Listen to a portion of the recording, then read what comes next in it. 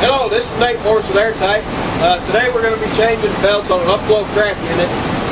I've got the old belt off already. The first step that you really have to pay attention to is to make sure that you loosen up the mounting bolts on the whole motor. If you don't, when you put the new one on, you end up breaking the inside bands.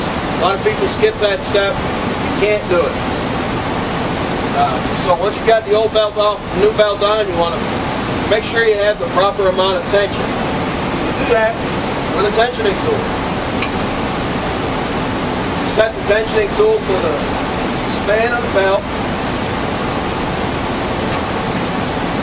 Push up on it. Read your tension. Got about 8 pounds, which is what this is supposed to be. Next thing you want to do is make sure your motor is nice and parallel.